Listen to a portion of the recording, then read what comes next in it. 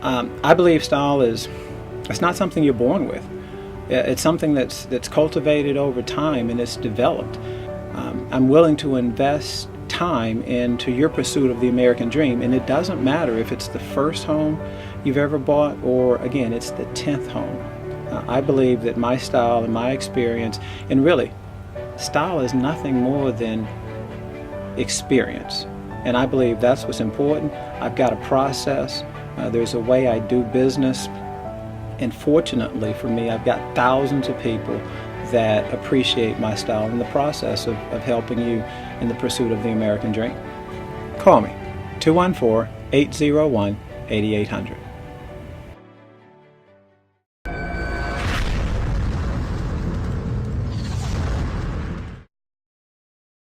Because one, I love my jazz music, and it just made me think of that. Oh. Yeah, it was a nice event over at Soho. They're on Beltline in Montford. So thanks for inviting me, Ben. I know. All right, next time I'll have you guys there. Yeah. I'll tell you, I made a mistake too by not having you guys there. And action. Welcome back.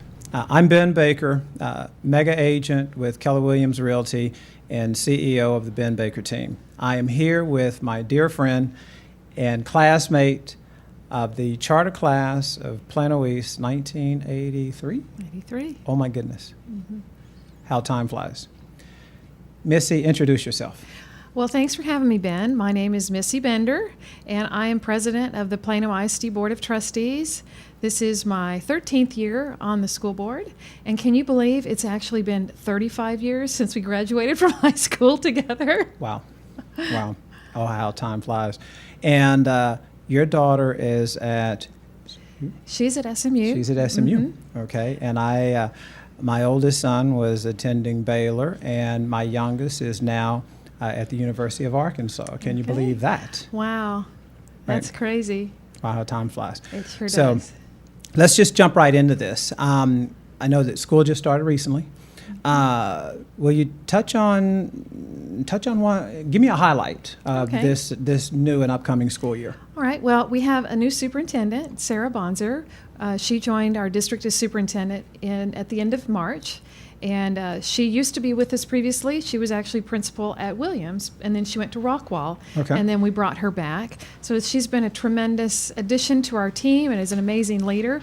And we welcomed about 7,000 employees back for convocation in early August and kicking off the school year and really focusing on your success is my mission.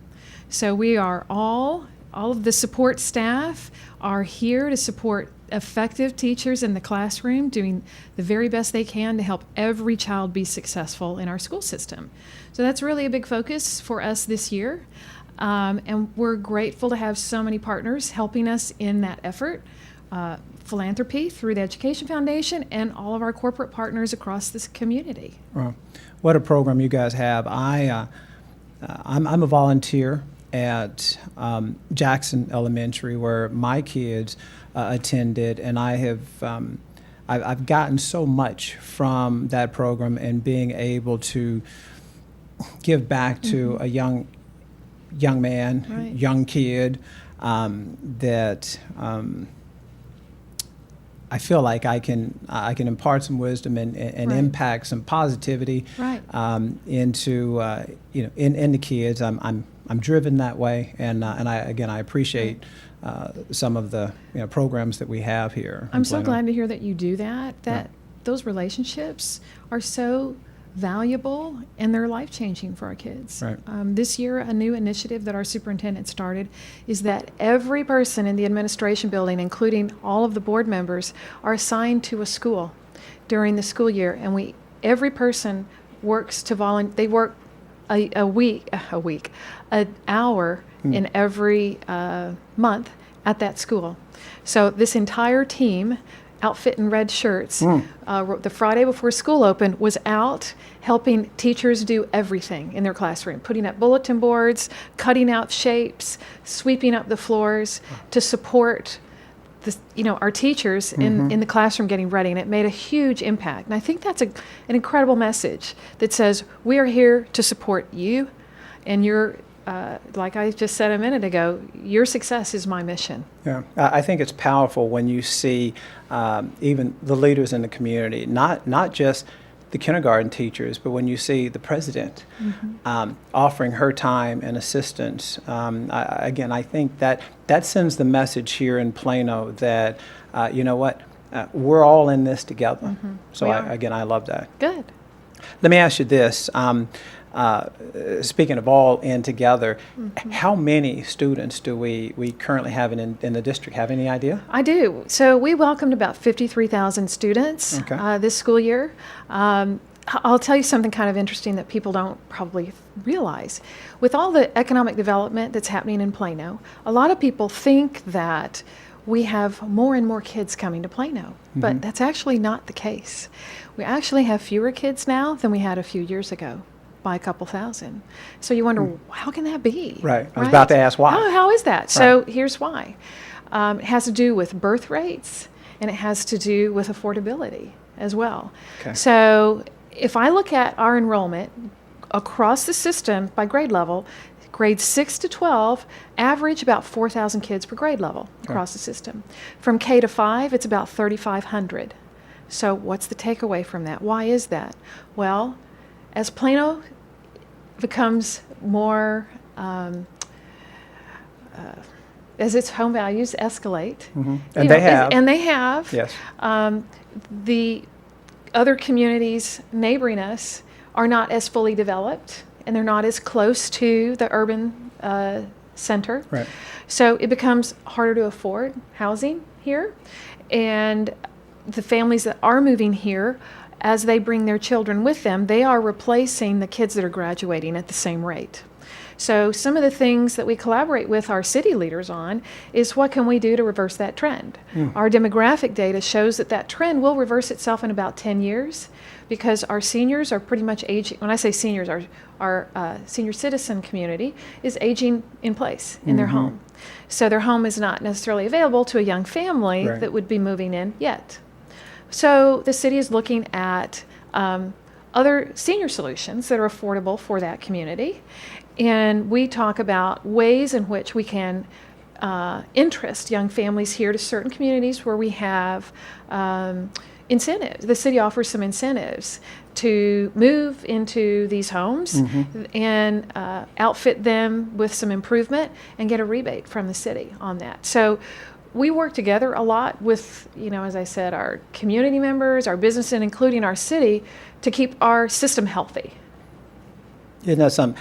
I had no idea that we would turn this back into real estate, but there you go, right? Well, and to that point, I think that we've seen our neighboring sister cities. Wiley, I know, has benefited from that because of the affordability. I've had clients move out there because they couldn't get a home in Plano. We're seeing that migration into Allen, McKinney, the Colony at some point, even though that's somewhat stabilized now. So thanks for bringing that up because, again, we would have had no idea. Right. Well, we totally stay on top of these things. Right. I mean, we have a demographer on retainer, so that firm is giving us every quarter data. We share that with the city.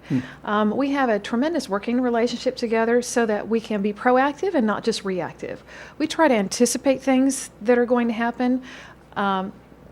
Sometimes that means we have, in this situation, sometimes you get schools that are very full because a lot of people are moving along the tollway, the major centers. Absolutely. So we have schools that are fuller there, and we have schools in the middle of town that are not so full. So, if someone's looking at, hey, what kind of experience do I want to have for my child? You can have the same academic experience anywhere in Plano. You can have lots of choices available.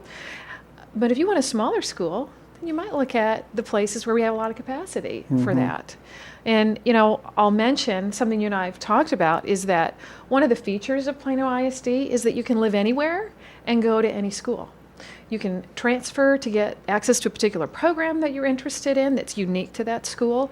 You don't have to live in a neighborhood to have access to that school. As long as we have space there, you can transfer there.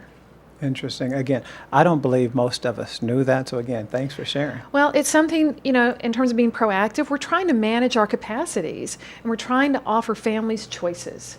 You can come to Plano ISD and really have access to anything. You can learn in a project-based learning fashion. You can have an IB curriculum from elementary or high school.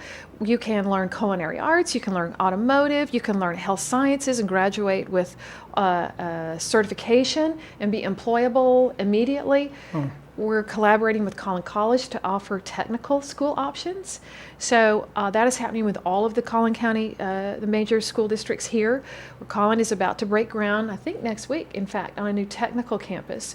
So we're designing the curriculum for highly employable, high-paying jobs. So students would be able to go to school on their home campus, Nice. and then they would drive, or we would transport them to this technical school to get, and it's dual credit. So they'll get training to be a welder or HVAC or cybersecurity or a number of other certifications. And then they can graduate and use that skill to work and go to school further. Wow. Or they can just work. And these are jobs, I'm thinking they're paying like $50,000 or $60,000 right out of school. Well, I think with today's economy, I'm seeing that trend happen more and more, that some kids are just they're not college material, Right. but you know what? They're highly functional, they're ready to make a difference.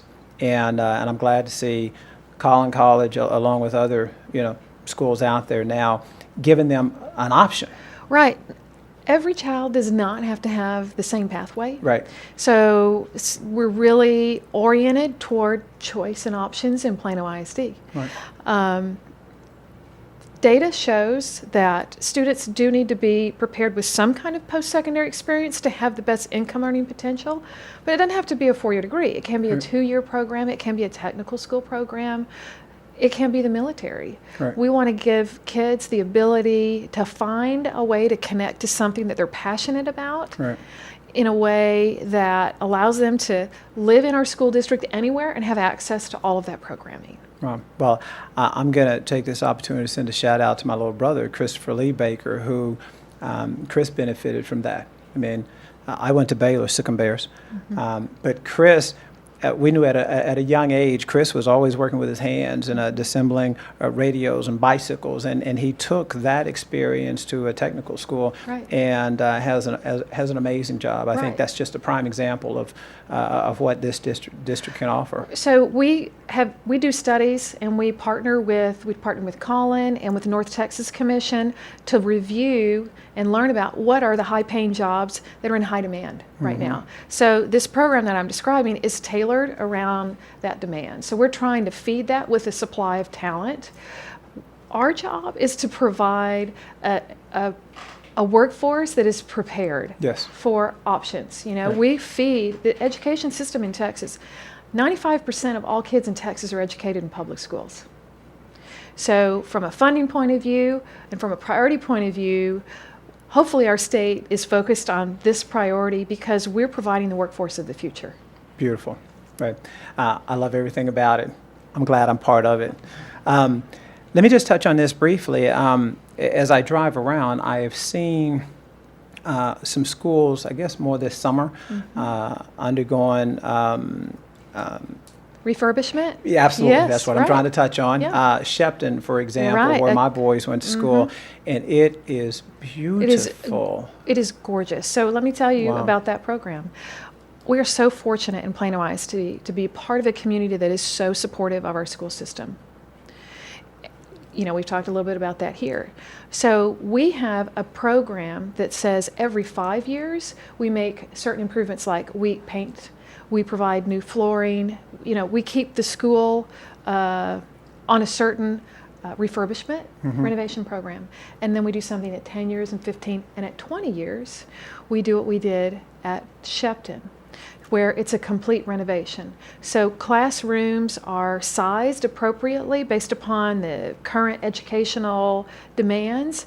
New safety programs are put into place, new cameras and so forth. We're actually doing that all the time. But it is an opportunity to make sure that every child has the ability to go to school that is of high quality, high caliber, with the accessories or the access to systems and so forth that is equal. Wow. And in the summertime, let me just tell you that we just had a report last night at our board meeting about all the construction that happened over the summer. So at Shepton, it took not just last summer and this summer, but it was the school year too. So we had portables on the ground and had to run classrooms through there as parts of the school were updated. So there was a lot of flexibility and support from the community and teachers to live through that process.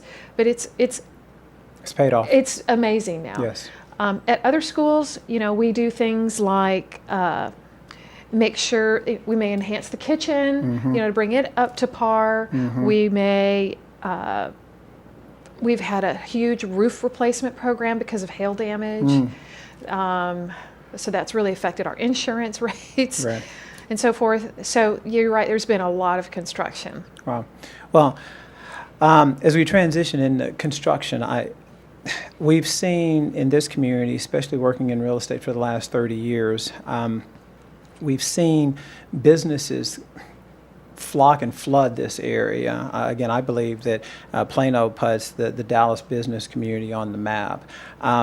Speak to me on, do you guys work with the business community at all? I mean, I think they flock here because we'd like to say the affordability, the location, the education. Speak to me for a minute. So I'm happy to say that we have tremendous partnerships with those very businesses that are moving here and ones that are already here.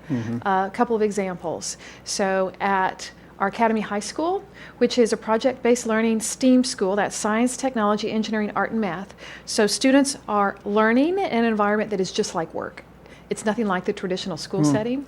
So TI provided us with $5 million so that we could develop that curriculum and that entire program. So for kids who want to learn differently, they go to school there and they have mentors and partnerships with Southwest Airlines is a big supporter of that school. So we have a makerspace, a fab lab there where kids work with their hands and they make stuff. And they actually learn the way that we work in collaboration spaces and so forth. We have partnership work with, I don't know if I want to mention all the companies that we're talking to, but here, let me tell you what we do. I work with the mayor a lot on, these companies that are coming in. He'll introduce them to us, knowing that they have a corporate commitment to social responsibility, and they want to help education in some way. So the superintendent and I and others, the Education Foundation members, we go and meet with them to find out what are that business's priorities. What resonates with you? And then we tell you about our business and where our strategic objectives are, and we find the intersection point. It doesn't always have to be money. It can be time and talent. Mentoring our kids, coming to career day, mentoring a robotics team, helping to take them to competition. It can be any number of things, supporting our teacher course store, bringing in supplies as donations and donating those to the course store, which is a place where our teachers can go and get free supplies for their classroom and for the kids that need them. Offering free dental care, access to immunizations, and so forth. So there are so many ways to connect with businesses of all sizes. It doesn't just have to be the big partner, and we have many. We're in ongoing discussions with corporate partners and other universities about providing some of their classes, maybe in some of our schools. So we are talking to lots of partners to bring the most that we can to our students, especially because the state funding for education has been reduced. Yes. And I think, Ben, I like to mention that as homeowners look at their property tax statement and they look at their bill for property taxes, and they're writing a check to Plano ISD, and it's more this year than it was last year, they think that we get that money. But I need to correct this misconception that we don't. That actually all of that property value growth goes to the state of Texas, not to us.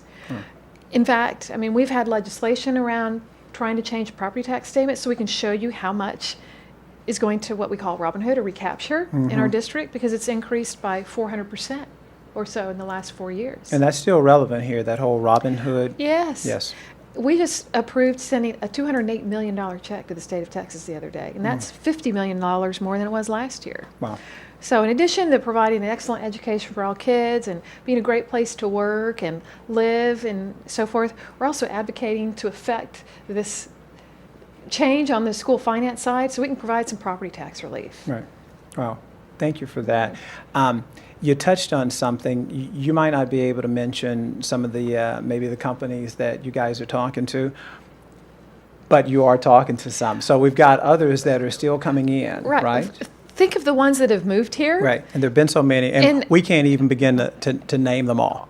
I mean, but they're big names. Yes. And it's so amazing that they want to partner. Yes. And that's what we really look for, is a strategic partnership. Right. We're not trying to fit them into a box that says we only want this kind of help from you. We're being very fluid and malleable. There's an aerospace company that moved here recently, and they have aerospace curriculum. So we're looking at, all right, how can we leverage that in a way that's beneficial to our students so we can take advantage of that? So we are open to those conversations and ideas, and with the superintendent leading those conversations, she can make it happen. Yes. Well, it's funny. I think this is a great place to inject. I just saw a report yesterday from the Real Estate Center that Plano, Texas was named the number 6 best place to raise a family. We were the only Texas city to enter, I think, the top 15 or top 20, and we were ranked number 6. So again, I think this goes hand in hand with what we're talking about. It's a great city. The education is fantastic. I think the quality of life is here. We're so close to everything. So if you're looking to buy in Plano, call me. I can help. There's my plug. Shameless, I know. But Ben, I want to say that, the Plano that you and I grew up in 30, 40 years ago, it looks different today than it did back then, right? And we are constantly evolving. Plano's never done, right? We're always going to be changing and adjusting our approaches to education to meet the needs of our community. And, I want people to know that all children are welcome in Plano ISD. It doesn't matter where you come from, what your economic status is. We're going to meet every child where they are. Right. And whether you have lots of needs in your life or whether you don't have lots of needs in your life, all of them matter to us. And we're going to do everything we can to make each one of them successful and help them find their passion in life. Well, I think, again, you transition so beautifully and smoothly. Missy, thank you for that. I think this is a great spot to talk about what's important to families and in light of everything that's happened around the nation as far as school safety. Can you chat on that briefly? Absolutely. This is another example of a tremendous ongoing partnership that we have with all of our city partners. I mean, there are 9 cities that are located in Plano ISD. You think it's just Plano, I know, right? But it's really not. It's Right. a lot more. So we have a safety and security department that has always been and will continue to be at the forefront of all of these opportunities for learning and improvement. A couple of examples, we have what's called a SRO program, School Resource Officer program. So we have, with support of the city, we've both grown that tremendously, so we're funding that together. The utilization of a police officer, and now in some campuses more than one, on all campuses from middle school on up. Okay. So we've had that presence for a while, but we had to hire some outside talent to fill that, so they weren't part of the SRO program, which is a very specific kind of program. In addition to that, let me talk about senior highs, because if you look at our senior highs, people go, wow, that's like Right. a college campus. Right. And it has separate buildings, and sometimes people are a little uncomfortable and they can feel less safe there than if there were just one building. So we've addressed that, and those implementations of improvements are going on right now. What's happening is new cameras, so the police can see live into the classrooms what's happening. All students now wear a badge all day around campus. So they must have it present. The doors are going to be locked down in all of the buildings in between passing periods. So you cannot get into any building at any time, only during certain times. Otherwise, you have to buzz yourself. You have to buzz in, and through the office, they determine whether you're legitimate or not. Some other things that are happening is the PA system. So it will, at the senior high, access all of the buildings at the same time. So everybody's hearing the same message, pushing one button so that all the doors lock at the same time as well. We have safety vestibules at every school. So when you walk into the building, you may not walk directly into the building. You are locked in a vestibule that has another entry layer of security to get into the office. You can't just go directly into the school. Right. So there are a myriad of additional safety measures. Right. We held a safety program with the police department at our 3 senior high campuses, and that is actually taped. So if you go to our website, PISD.edu, and you type in safety and security, you can find that video to learn more, and an entire list of safety measures that we have that are in place, and new ones that are coming. Nice. You touched on senior high. Will you touch on that for our audience, because Plano is not only an amazing city with a fantastic school district. We're unique in the fact that we have high school, right, and then senior high. Can you Right. speak on that for a second? Yes. So people probably wonder, why is that the system? And was that for the benefit of the football team? I mean, I really hear that. Right. So let me tell you the history of it. So back in the 70s, Dr. Hendrick was superintendent, and the board at the time was, there was a growth period, right? I mean, I moved here in 75. I think there were maybe 25,000 people Right. at the time. So right around then, they were planning for the future. That's a great hallmark of this district and the city as well. So they decided what they wanted to do, because our projected growth, I mean, think about all the land that was there, the prairie Right. land Oh and my goodness, so the forth. Haggards. So it's kind of Yeah. like Salina is now, full of land, Yes. right, available for development. So they were planning for the future and said, we want our kids to have choices. So in order to have lots of options, we need to offer bigger campuses so that there are enough kids to offer lots of programs. At the time, they were thinking about vocational education. So that was, like cosmetology, welding, construction management, all kinds of programming like that. So they developed this structure so that 11, 12 would be big campuses, and 9, 10 would also be campuses, but the kids would have leadership abilities and kind of separate the older kids from the younger kids. So that structure is in place. Once you have that in place, it's very, very difficult to unravel that. Yes. So we're not unraveling that. Instead, you will see us, though, have also 4-year experiences that are intact. At Academy High School, for example, that's the project-based learning, STEAM-based academy. And at Plano East, we have an academy inside of a school that's the International Baccalaureate program, and it's all grades 9 to 12. So you can have either here. And again, I go back to choices. So that structure, sometimes people go, wow, those schools are big. That's scary. You get lost there. But the neat thing is, I think it's actually the opposite. I saw that with my daughter, who was into music. So she was part of the choir program and, our AP program. So you have small communities inside of a bigger community, right? It's just like Plano. We live in a certain part of town, so we visit the same kind of grocery store and dry cleaners and stuff. We see the same people. It's like that.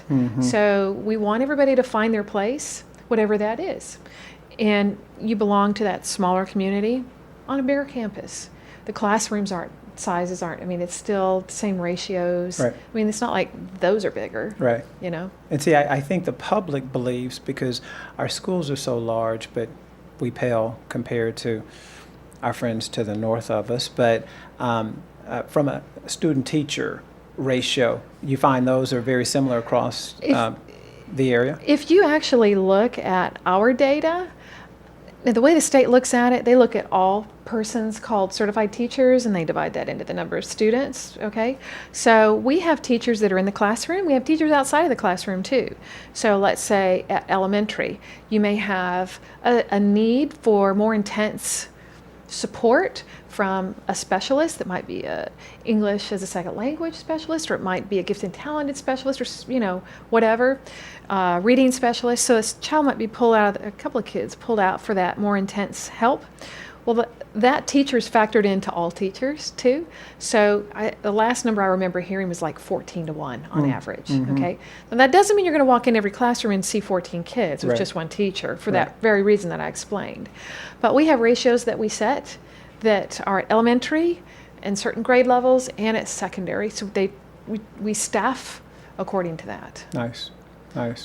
Will you touch on briefly, what do you find is the ratio of, I guess, did we touch on this earlier, kids that move on to vocational or higher education? Did you touch on that? Not yet. You might have, but. And this number may not be the most up to date, but I'll give you a ballpark range, the one that I kind of remember. It's in the low 90% range. So Okay. like 93, 94% of all of our kids that graduate go on to some kind of post-secondary experience or military. Okay. So that would mean 2-year technical school, 4-year program.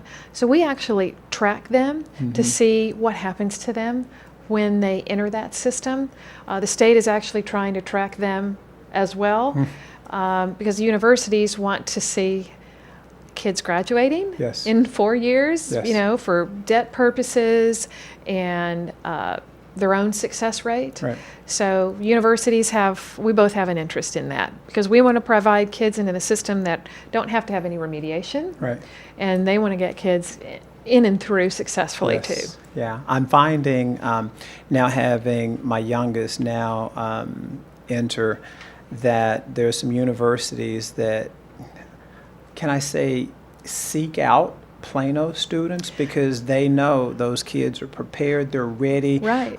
They graduate, which again looks Right. great on the university. So, universities, they know the reputation of every school district and every school. Yes. And they take those factors into consideration, I think, in the admissions process. But what we hear back from the kids that come home from university, I ask them, how did you feel? Did you feel like you were prepared?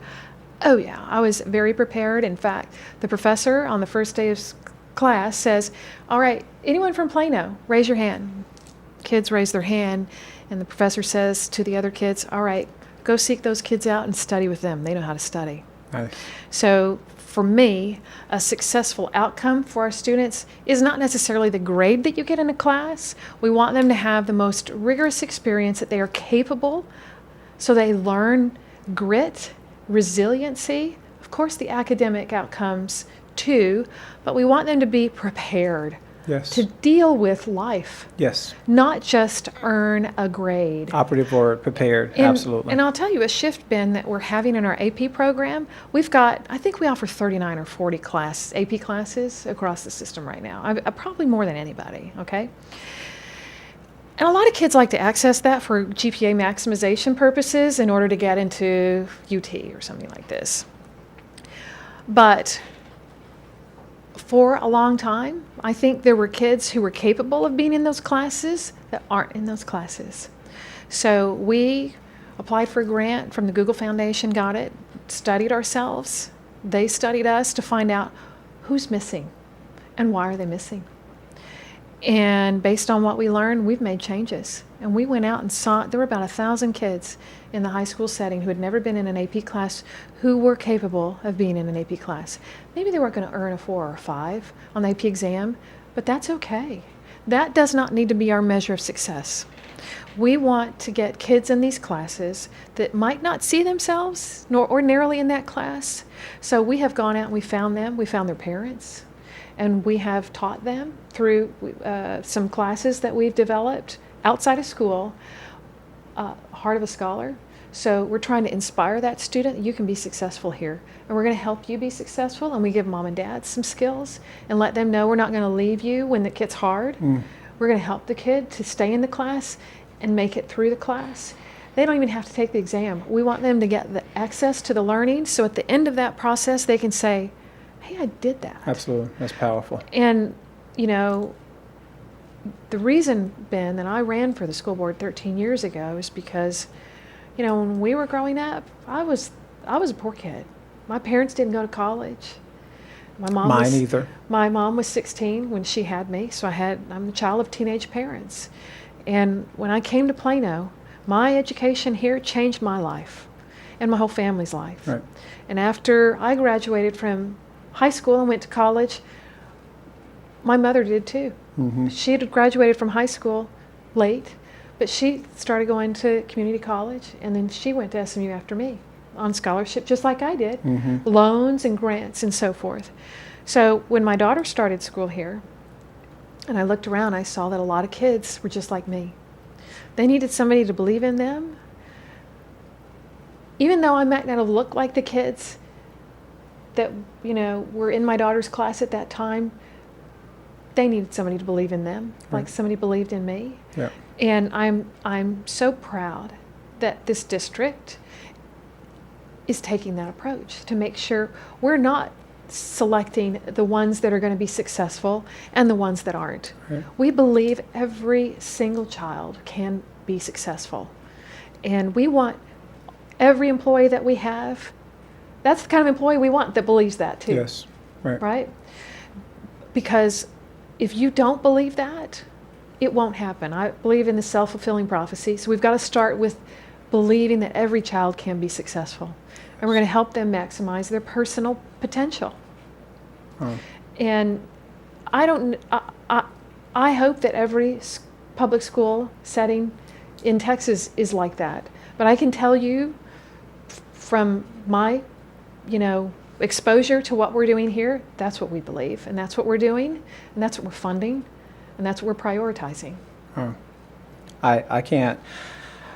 I can't tell you how proud I am to be from this district, from being from Plano, especially. Again, I'll speak to it. My tan's a little darker than yours. And back in the early 60s, we made up less than 1% of the population in the city. But I can tell you the education I got from Plano, it helped me excel at Baylor University, which is it's a tough school, especially when you throw in the fact that I also played football there. I had a 50-hour-a-week job, and yet I still had to compete. I'm proud of both of those schools for what they instilled in me. Right. Again, I got that grit, I got that toughness, I got that work hard. I got all that Right. from Plano and Plano ISD specifically. They set an amazing foundation for Right. me that I was able to springboard into Right. success. And I think when I look at community values, I think that played a lot into that, because when I think back to that time, there were probably in our class, we probably had 400 kids that Right. graduated. And how many African American students were there? Maybe less than 10. Yes, there weren't many. Or there weren't very many. Right. But you know what? It totally was not an issue No. at all. No. I mean, from my point of view, I don't know Yeah, how I you agree. felt Yeah. about it, Yeah. but it seemed to not be an issue. And I think at that time, as I've come to learn now, we had families in Plano that I think were at the heart of that. The Thomas family in particular, Absolutely. I'm thinking about. Absolutely. That with the leadership at the time, there was just a partnership. There was. Right? There was. And it was just, I'm not saying it was smooth sailing for everybody, but there were more common things and there were differences. Agree. And those values played out then. And I think Plano's still like that today. We're even more diverse. I think there are maybe 80 Yes. different languages spoken Right. in our school setting now. And our economic diversity, so that's defined by students who qualify for the federal meal program. 31% of our students are on the free and reduced lunch program. A lot of people are surprised. They say Plano has need. Right. Right. Yes. Absolutely. We do have need. In fact, it may be higher than that because a lot of families don't like to fill that form out. But the diversity of economy, the diversity of culture, I hope that we are embracing those things and making every person feel valued, Right. just like I was talking about before. We're having to learn a lot. We're having to change how we do things to meet kids where they are. And that's what we do. Right. And we hire people that want to do that.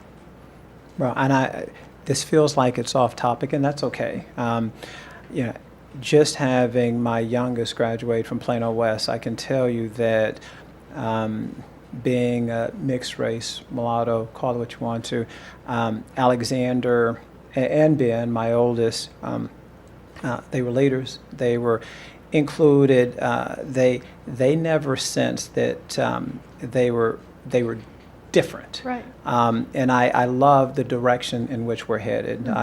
Let's continue that, especially across the nation currently.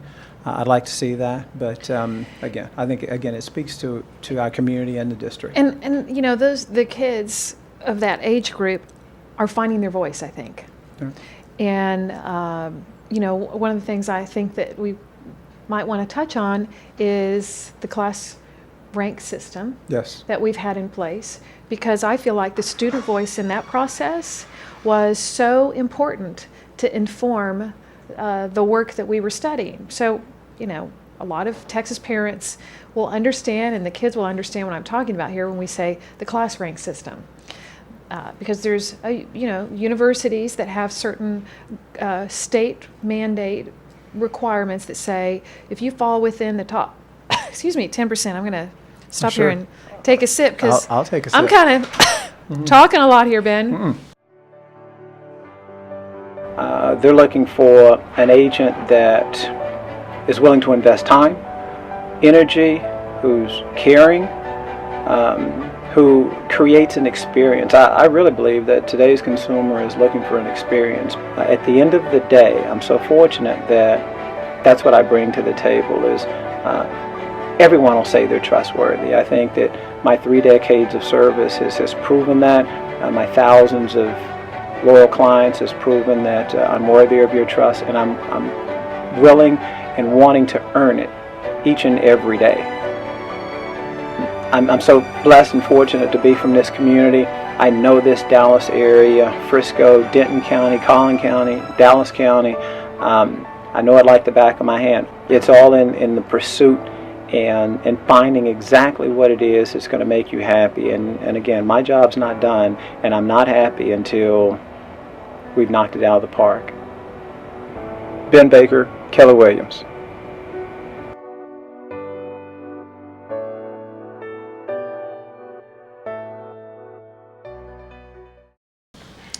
Missy, excuse me. That's why you're here. Okay. Because we wanted knowledge coming straight from the top.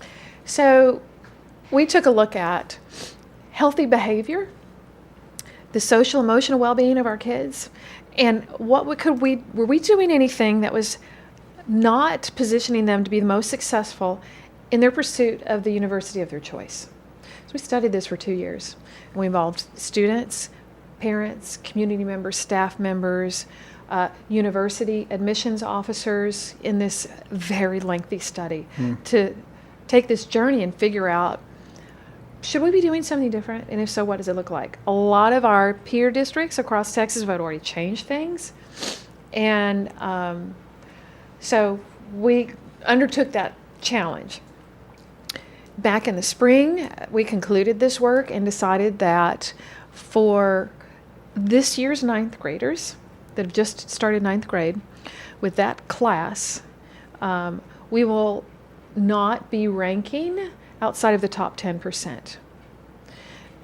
Because reporting that on the transcript, according to the universities, was presenting a disadvantage to students. Because we have so many high-performing students, they're tightly clustered, and you can earn a 4.0, which is awesome. But that doesn't put you in the top 10%. Right. So that was hurting the child. So anyway, after a ton of study and so forth, we made some recommendations. But at every board meeting, Ben, we had kids come and speak to us about their opinion on this topic. and their support for please change it. Yes. Because it inspires unhealthy behaviors Right. in some kids to not take those classes that they're interested in. They're just taking classes to get a GP, an AP Yes, class, to get right. a GPA thing, and the stress with that, and just not finding their passion. We'd like for kids to explore interests in high school. What are you passionate about? Right. Art, music, theater, engineering. Find out Right. before it's too late, because that can be an expensive Mhm. discovery process in college. So the board gave direction. We want to escalate as quickly as possible some of the recommendations if we can, but staff wanted to go back to parents and get their feedback on these things. So I'm hopeful that we'll get that feedback, and if it's receptive to the parent community, we'll do what we can to move up some of these recommendations as soon as we can. It's great to hear. Yeah, I fall in line with that because my son had a 4.0, maybe slightly higher than that, and yet wasn't in the top 10. I think Ben was top 20%. But again, I think that's part of what makes this district so special. I mean, you've got to compete, and I've taught my kids, you've got to compete in life. You got to compete in the classroom. And I think we see that here. Right. Here's an interesting thing I think people should know that we discovered.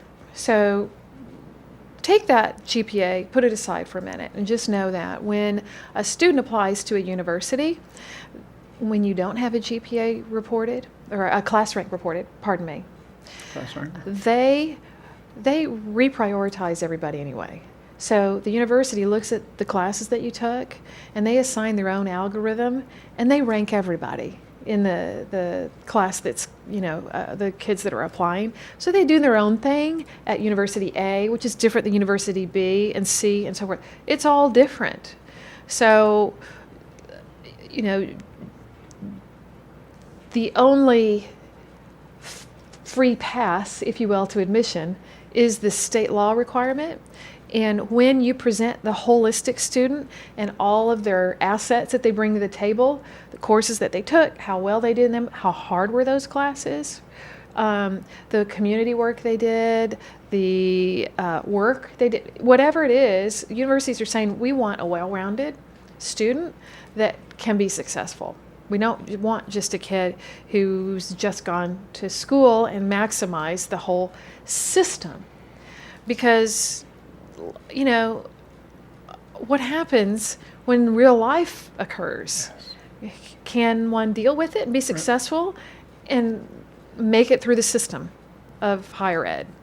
So I think that world is just changing at the higher ed, admissions level, and we're changing too, but we're talking about it so we can do it together. Yeah. And the hardest part is getting parents to understand how it's changing and have them believe us. Right. Well, again, collaboration, it's tough at times. And I love the fact that in this district especially, we're trying to mix that blend and collaborate with parents and corporations and community leaders. Right. So I think that's a positive. So on that note, we try to connect with parents, and we're trying to connect with them in new ways on their terms, right? So we're starting to live stream. We're going to start to live stream our board meetings. I mean, who wants to see a board meeting? But if you do, our new technology will be in, so it can be live streamed just like our city does. Okay. And we have a new app that we launched last year. It's Plano ISD, so you can download that. We had all of the kids download it when we did on April 20th, after we had a day where we took 20 minutes out of the entire day and talked all about safety, and we had them download the app.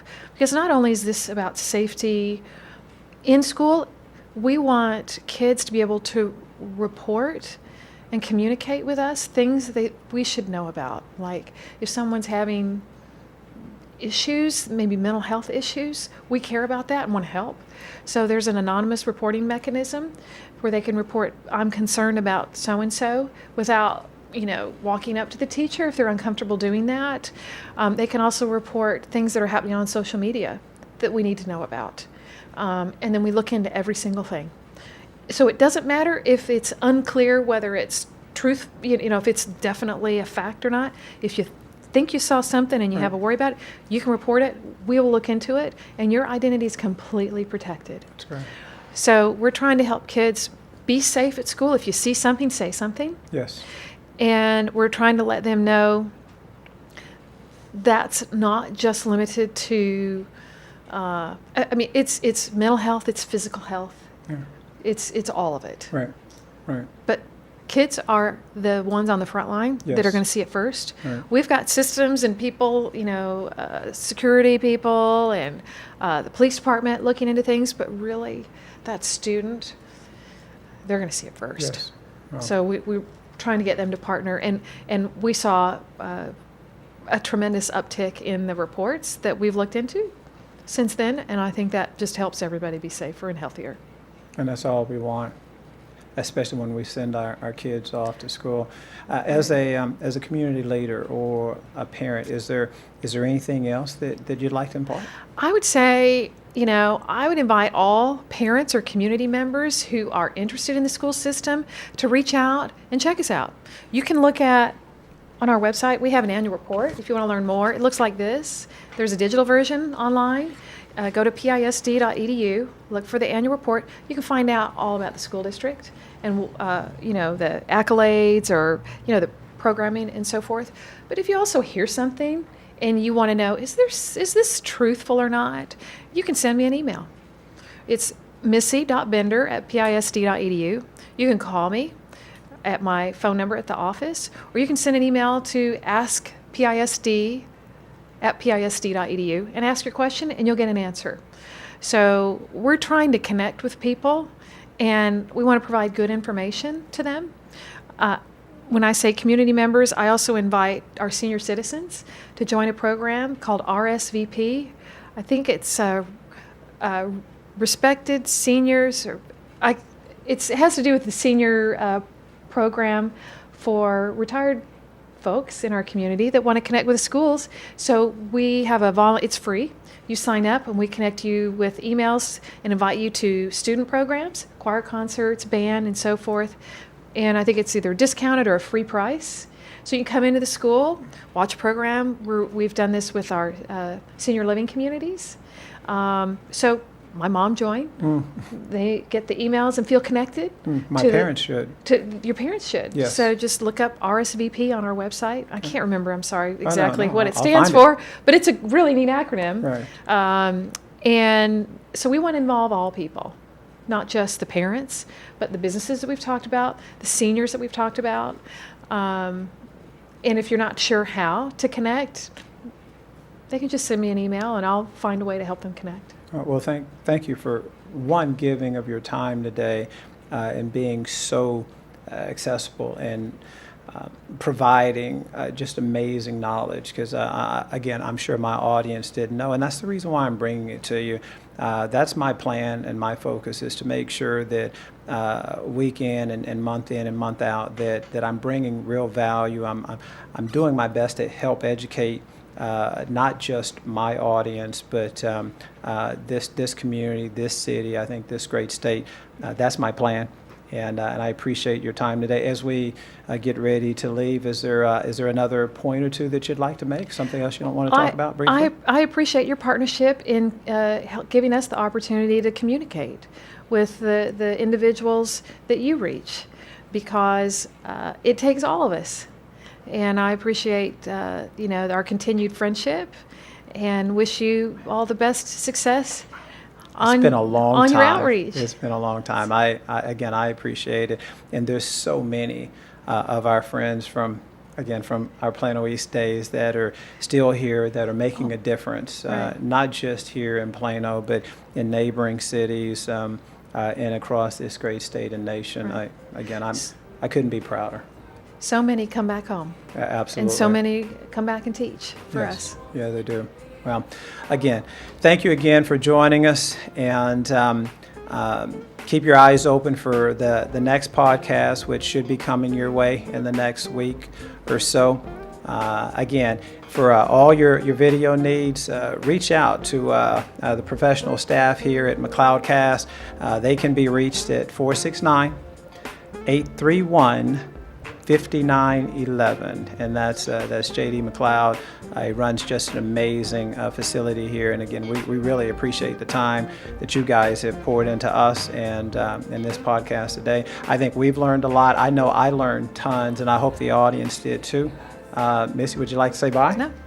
Thank you for having me, Ben. You got I it. appreciate it. We'll see you guys later. Take care.